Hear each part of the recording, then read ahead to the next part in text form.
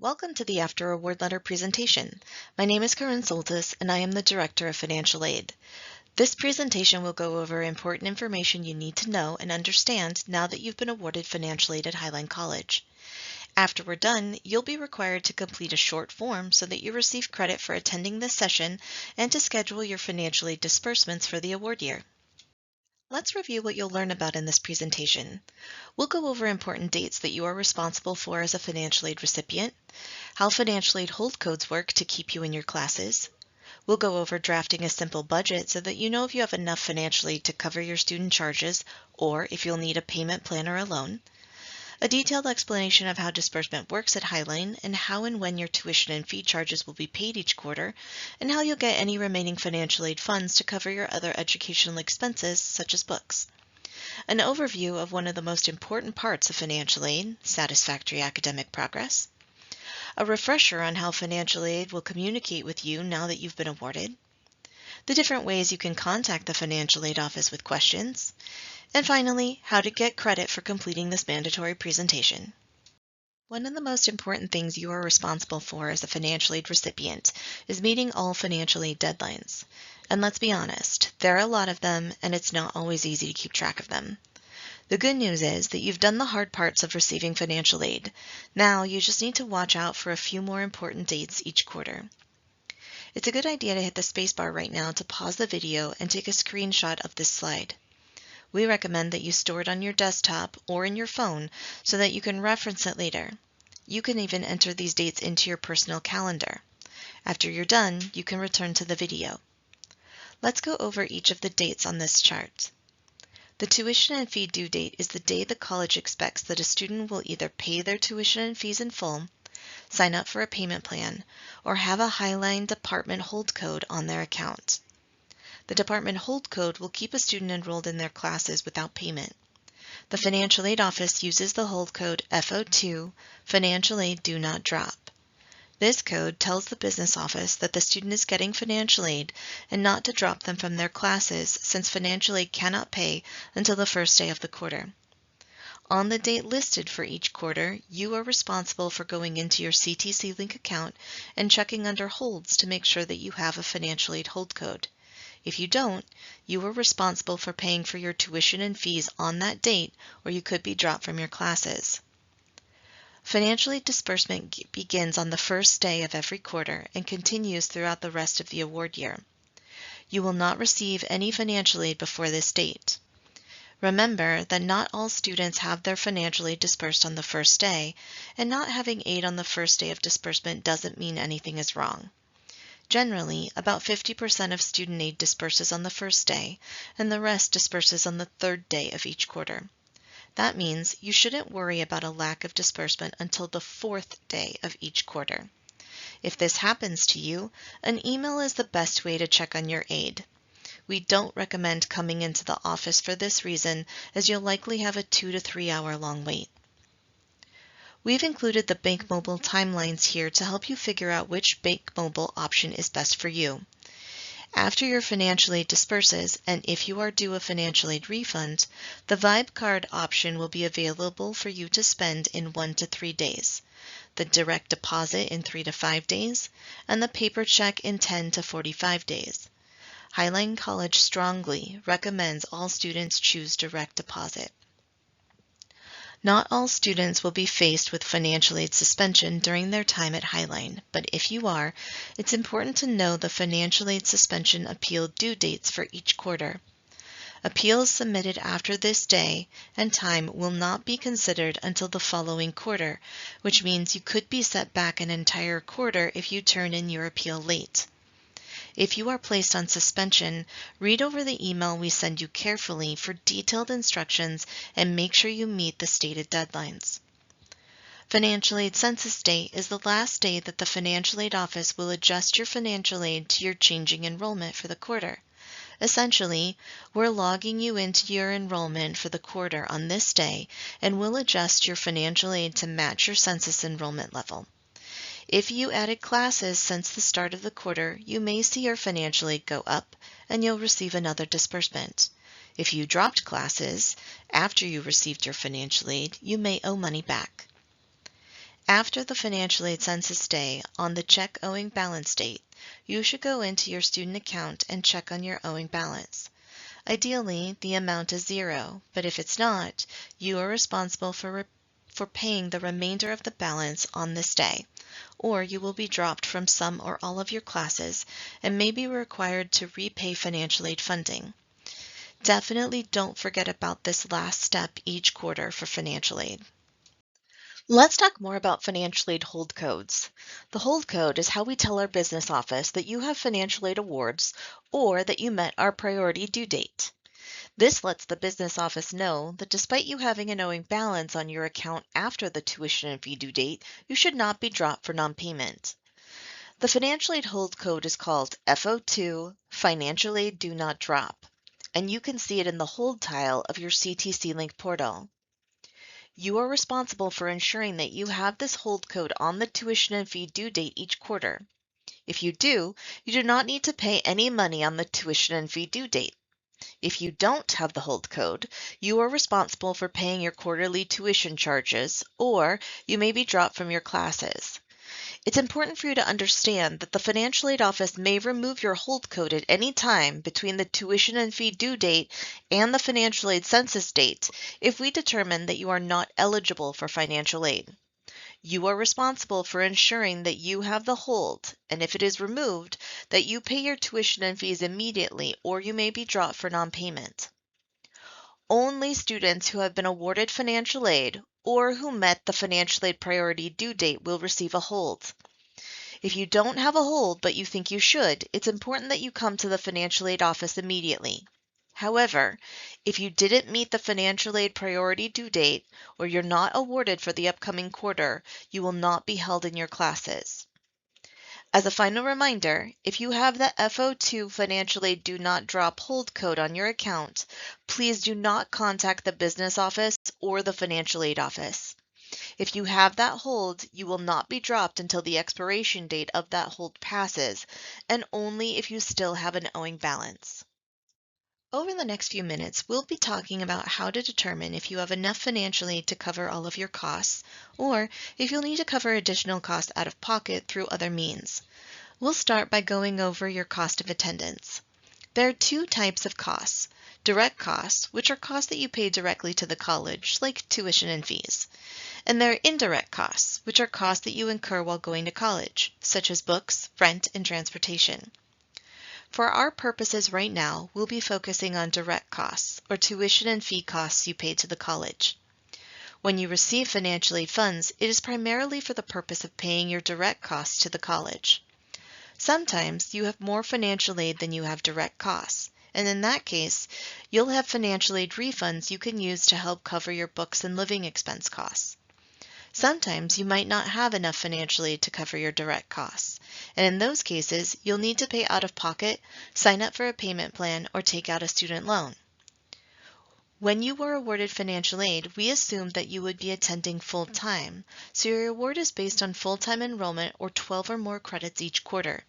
Taking less than 12 credits will reduce your direct costs for tuition and fees, but will also reduce how much you receive in financial aid. To estimate how much financial aid you might receive for enrollment less than 12 credits in a quarter, take your actual number of credits enrolled and divide by 12. Then multiply that number by 100 to get a percentage. Then multiply that percentage by the funding you have for the quarter. Let's do an example. Let's say that for fall quarter you only plan to take 10 credits.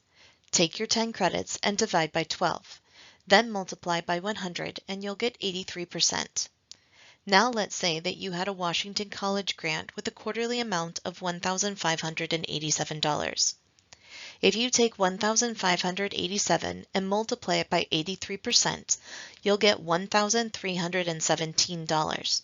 This is an estimate of what your college grant award will be at 10 credits.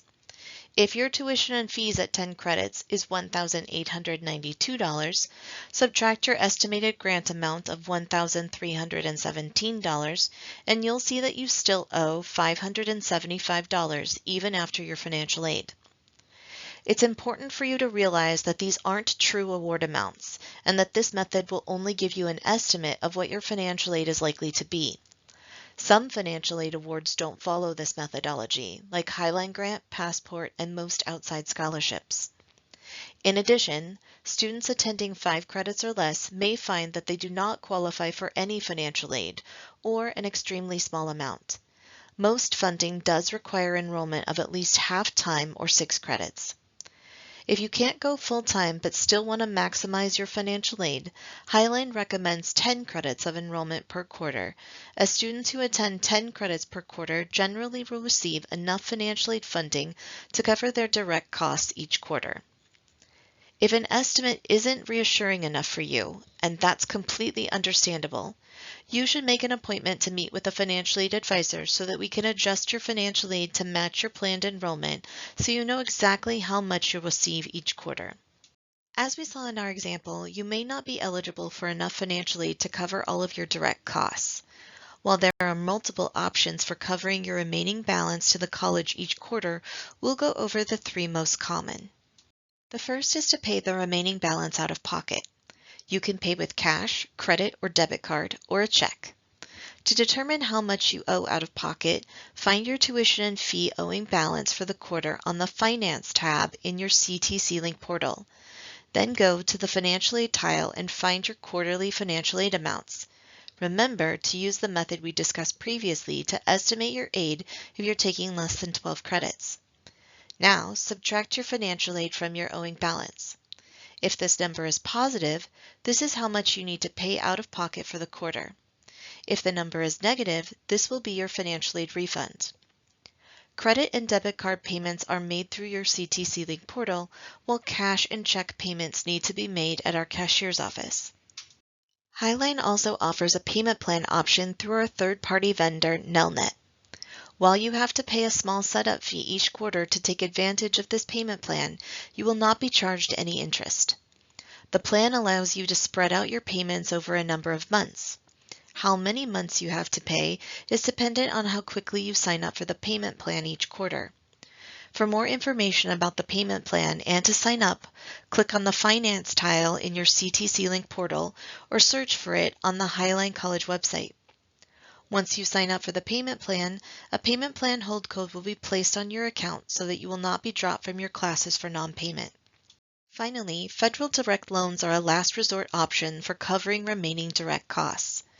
In general, due to the low cost of our tuition and fees, Highline does not recommend students borrow a student loan unless they are in one of the BAS programs.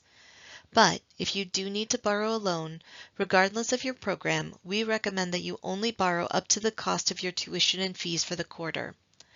Borrowing money to pay for your living expenses like rent, food, and transportation is generally not a smart borrowing habit because your rent, food, and transportation will not earn you more income, whereas the tuition and fees that pay for your degree will. If you think of a loan as an investment in your future earnings, then using it only to finance your tuition and fees is the best option. It's important for you to consider carefully before borrowing a student loan, and we have financial aid advisors happy to review these options with you, as well as information about loans on our website. If you do decide that a loan is right for you, you need to plan for the loan process. It takes 30 days to set up a loan at Highline.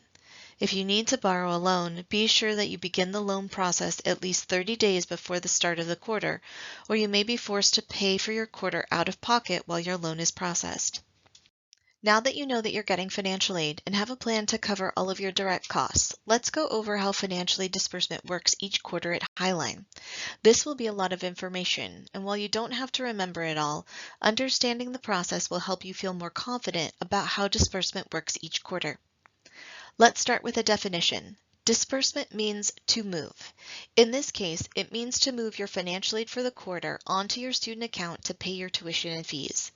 When we talk about disbursement, we're talking about giving you your financial aid, first by paying your Highline owing balance, and then, if there's money left over, sending you that money through Bank Mobile as a financial aid refund. Now, let's get into how we do this each quarter. About a month before the quarter starts, you'll get a message reminding you that your tuition and fees are due.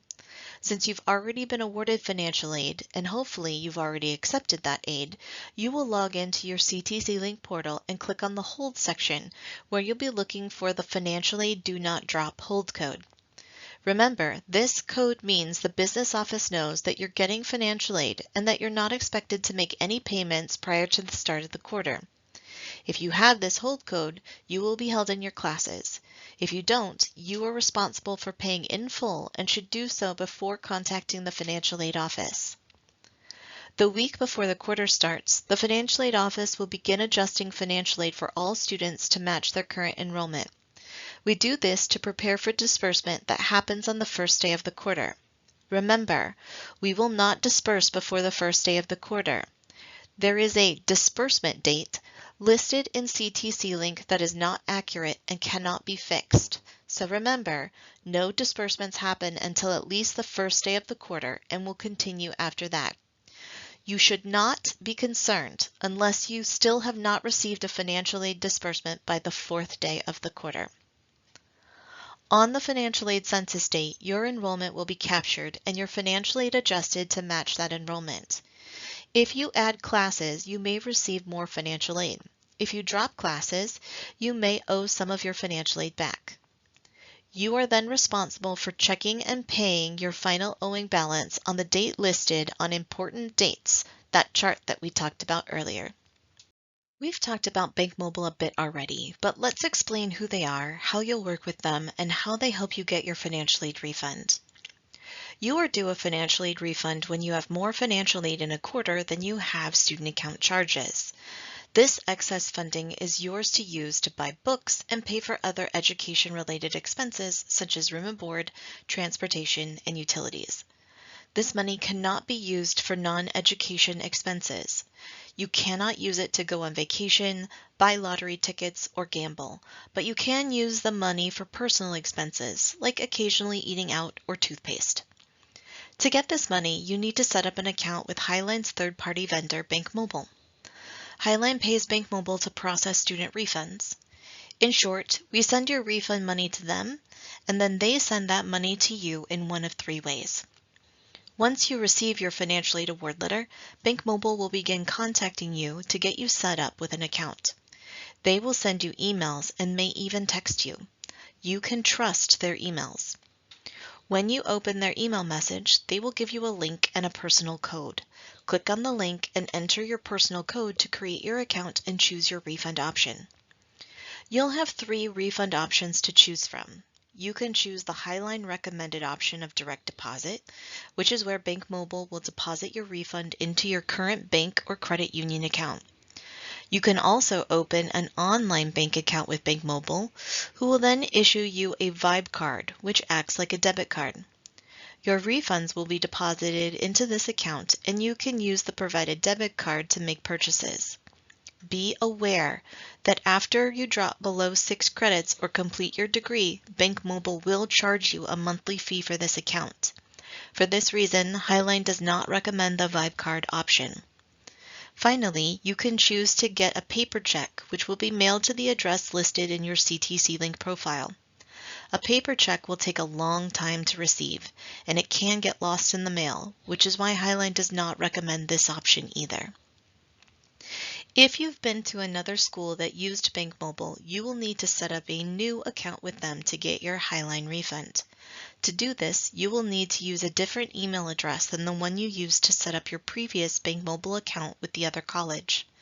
We do not recommend that you use your Highline college email address because this may become deactivated after you leave Highline, preventing you from getting important information from BankMobile in the future. Finally, you only need to set up a BankMobile account for Highline once. If you've done this in a previous year, you do not need to do it again. To recap so far, we've gone over important dates you need to be responsible for as a financial aid recipient, how hold codes work, how to determine if you have received enough financial aid and what to do if you haven't, how disbursement works, and how to get your refund through BankMobile. All of that is great, but to remain eligible for financial aid quarter after quarter, you have to meet the Financial Aid Satisfactory Academic Progress Policy, or SAP. Think about financial aid this way. You are asking someone who has never met you to help you pay for school, and that person is willing to do so, but you have to show that you're making strong progress towards completing your degree. That strong progress is measured by the Satisfactory Academic Progress Policy and ensures that you're upholding your end of the agreement. You get financial aid so long as you pass your classes and get your degree or certificate. There are four major criteria to the SAP policy at Highline, and we'll go over those right now. But be aware that we have multiple resources on our website that go over satisfactory academic progress in detail, including another video that you can watch. First, you have to pass 67% of the classes that you attempt every quarter. Second, you have to have a minimum of a 2.0 quarterly GPA, and you have to maintain a 2.0 cumulative GPA. Third, over your lifetime, you have to pass at least 2/3 or 67% of all college classes that you have ever attempted. This includes classes you took through Running Start and classes that you took even when you were not receiving financial aid funding. Finally, there is a maximum number of financial aid funded credits you are allowed called maximum time frame. This is equal to 150% of the published length of your program. For example, if you're in 90 credit program, you have to complete that program within 135 credits. At the end of a quarter, the financial aid office will calculate your SAP status. If you are any status other than meet, there could be consequences to your financial aid eligibility, up to suspension from aid. If that happens, the financial aid office will send you an email indicating your status and what it means. It's important to remember that the financial aid office can contact you for a number of reasons after you have been awarded and your funds dispersed. For this reason, as a financial aid recipient, you are responsible for monitoring communication channels for messages from us. Most of the messages from financial aid will come to you through your CTC Link task tile, to-do list, or message center. Though remember that our satisfactory academic progress messages will come to you via email. We highly recommend that once a week you take the time to look through your CTC Link portal message center, task tile, or to-do list, financial aid tile, and emails for anything that's related to the financial aid office and respond accordingly. While we have tried to provide you with an overview of what to expect now that you've been awarded financial aid, you may still have questions. If you have questions, we recommend that you send us an email first. This way, you'll have a written record of your question and our response. If you still have questions, then it's a good idea to schedule an appointment through Watermark. By scheduling an appointment, you will get to choose your appointment time and you won't have to wait in line. You can also do a walk-in appointment, but be aware that the financial aid walk-in appointment wait times are generally 30 minutes to an hour, with the longest wait times between 10 a.m. and 2 p.m. Finally, you can call us for assistance, but be aware that you will be directed to leave a message as this is not a live line. Now that you've completed the after award letter follow-up presentation, you need to get credit for your attendance. Return to the Highline College Financial Aid website and click on Workshops and Videos. And under the mandatory after award letter presentation video, you'll see 4 steps that you need to take to complete the after award letter presentation Google form. Once you're done, be sure to hit the Submit button. Students who do not complete the after award letter attendance form will experience a delay in their disbursement every quarter until the form is completed for the year. Thank you for your time and attention to this presentation, and thank you for choosing Highline College. On behalf of your financial aid team, we look forward to helping you reach your career goals.